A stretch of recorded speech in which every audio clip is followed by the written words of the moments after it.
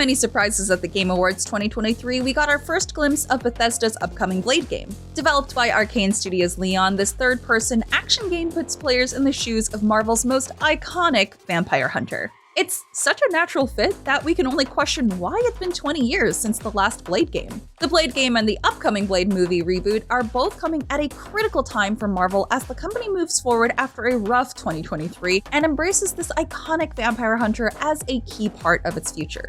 Is Blade the cure to what ails Marvel these days? It wouldn't be the first time. The original Blade movie came along at a particularly dark time for Marvel. The comic book industry had recently suffered a major crash as speculators and collectors fled the hobby and numerous comic shops went out of business. Marvel itself filed for bankruptcy in late 1996. The company had certainly faced lean times before, whether it was the anti-comic backlash of the 1950s or the industry-wide contraction of the 1970s. But there was a period in the 90s where it looked like Marvel's days were well and truly numbered. While Marvel's comic book division eventually pulled itself out of a hole on the strength of books like Kevin Smith and Joe Quesada's Daredevil and Brian Bendis and Mark Bagley's Ultimate Spider-Man, it's Marvel's Hollywood deals that are largely credited with saving the company from oblivion. Licensing out key franchises like Spider-Man and the X-Men helped save Marvel and transform it into the Hollywood juggernaut it is today. You're so big. That said, it's not as though 2000's X-Men and 2002's Spider-Man deserve all the credit for pulling Marvel back from the edge. Blade was there first. Blade had a lot working against it when it hit theaters in 1998. It was only the second Marvel movie to see a wide theatrical release, the first being the critically reviled Howard the Duck. It arrived at a time when comic book movies were anything but guaranteed hits at the box office. Other superhero movies starring black leads like 1997's Spawn and Steel had already failed. Could a relatively obscure hero like Blade hope to do better?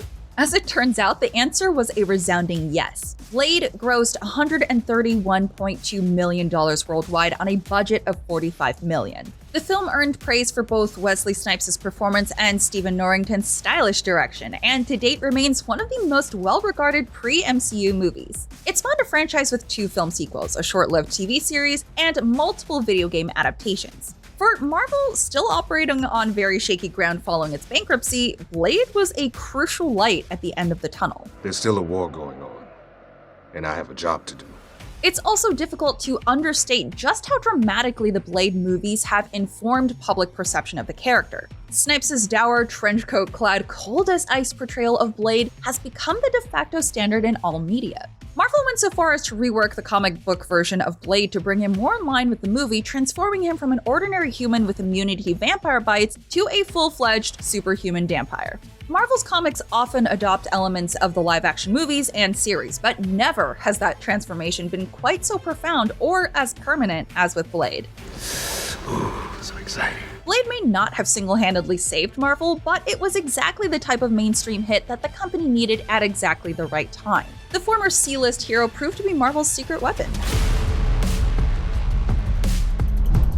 It just so happens that Marvel may require its secret weapon again. Granted, the current state of Marvel is hardly as dire as it was in 1996. Marvel is now under the umbrella of Disney, one of the most powerful corporations on the planet, and its movies have routinely grossed hundreds of millions and even billions of dollars. The company's comic book line is still going strong, while Marvel's Spider-Man 2 became the fastest-selling PlayStation Studios game in 2023. That all being said, Marvel and its parent company had a fairly rough go of it this year. The Marvels suffered the worst opening weekend of any MCU movie and now has the dubious distinction of being the lowest-grossing MCU movie to date.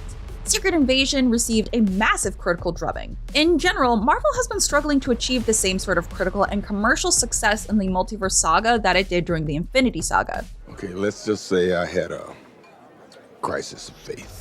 Meanwhile, on the video games front, there's a sense that Marvel is still only beginning to tap into its true potential. Alongside the aforementioned Spider-Man series, Marvel has enjoyed a handful of modest hits like the Guardians of the Galaxy and Midnight Suns games. Even Marvel's Avengers fall short of expectations, with the game becoming the poster child for the pitfalls of live service games. With the Marvel ship currently steering through relatively rough waters, Blade is once again coming to the rescue on multiple fronts. On the MCU side of things, Mahershala Ali is taking over the role in 2025's Blade reboot. That movie is notable for several reasons, not the least of which being that it's a rare R-rated MCU project. Like Deadpool 3 and the TVMA-rated Echo, Blade has a chance to prove that this cinematic universe can succeed by specifically targeting older audiences. Blade is also one of the first MCU movies to really lean into the horror genre, something we've only seen in Doctor Strange in the Multiverse of Madness and Werewolf by Night.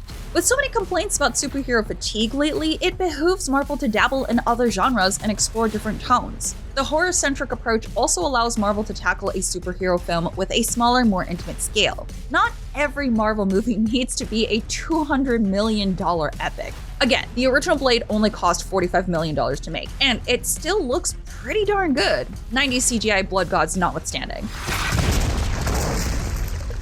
Admittedly, Blade has proven to be one of the more troubled MCU projects, reportedly undergoing numerous script rewrites and nearly losing Ollie in the process. But the upside to this is that Marvel seems determined to get the script right, something they haven't always accomplished with their shoot first, fix problems in post mentality. The original Blade set a high bar that Marvel needs to clear with this reboot. On the game side of things, Bethesda's Blade game comes at a time when Marvel is only just starting to realize its potential in this arena again. Back in the 90s, storage shelves were flooded with Marvel-branded platformers, brawlers, and fighting games. It's comparatively slim pickings now, especially when you ignore the mobile gaming side of things. Just as the first Blade movie showed the potential of Marvel's heroes at the box office, the Blade game has a real chance to prove that there's gold to be mined in releasing games built around characters other than Spider-Man or the Avengers. In many ways, Blade is a natural choice of video game protagonist. He wields an impressive arsenal and spends his nights mowing down bloodthirsty vampires. That's an easy recipe for another solid character action game or Devil May Cry clone.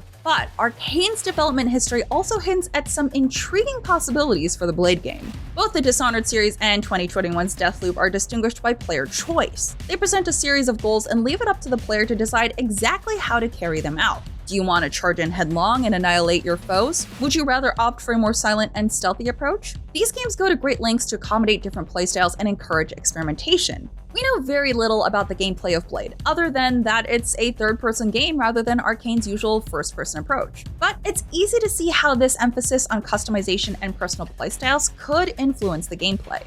Blade allows gamers to take control of the character in a version of Paris that's under siege from the undead. It offers a vast sandbox in which players can conceivably slaughter vampires however they choose. Compared to the more straightforward combat of the Spider-Man and Avengers games, Blade has a chance to shake up the Marvel formula and do something very different. And with Marvel slowly expanding its video game output, different is exactly what the doctor ordered. Are you excited for Blade's upcoming cinematic and gaming adventures? Do you think these projects are the answer to Marvel's current woes? Let us know what you think in the comments, and for all of your Marvel needs, keep it locked to IGN.